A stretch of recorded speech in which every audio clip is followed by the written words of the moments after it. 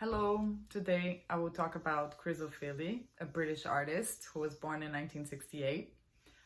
He was born in Manchester and won the Turner Prize at age 30 in 1998 and represented the British Pavilion at the Venice Biennale in 2003, and then in 2005 moved to Trinidad, where he's been until now. And that was kind of a major shift in his career.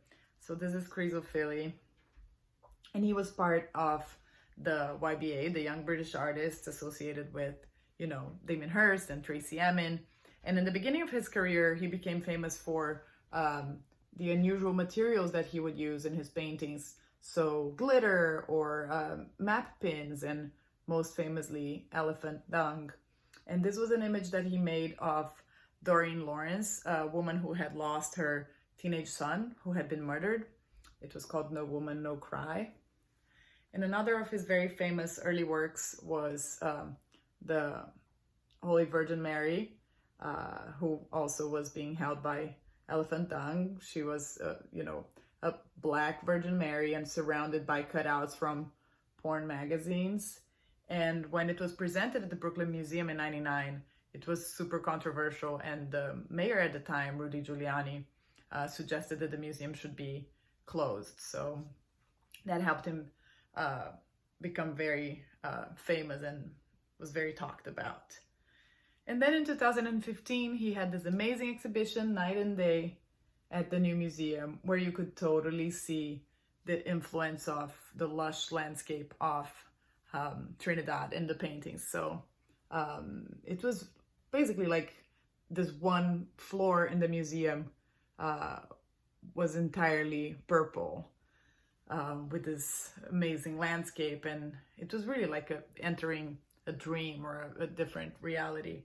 And he talks about how living in Trinidad is very mysterious, and I think that he brings a little bit of that quality to his paintings.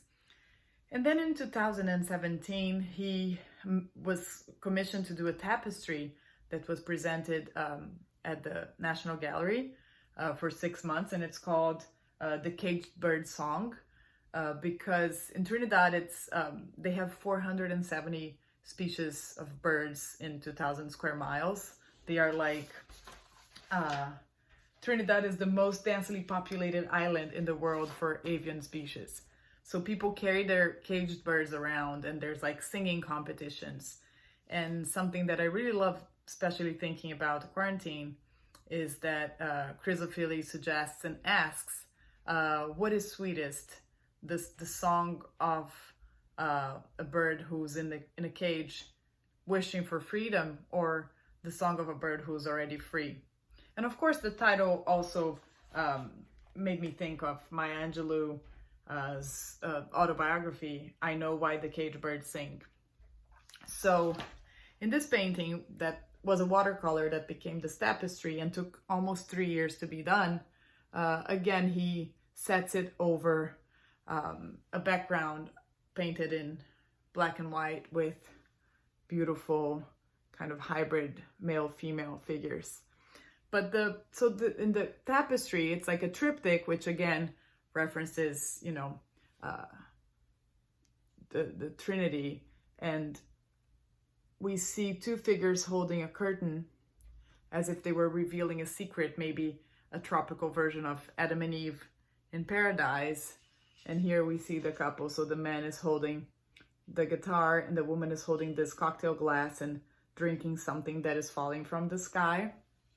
And what's fascinating is that the figure who's dropping the liquid was inspired by soccer player Mario Balotelli.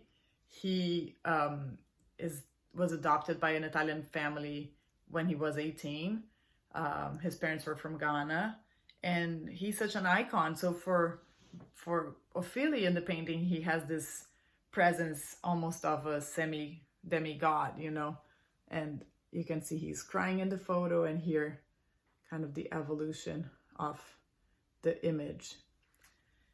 And here you can see the tapestry being made, which is also super interesting. And here is the bird in the cage.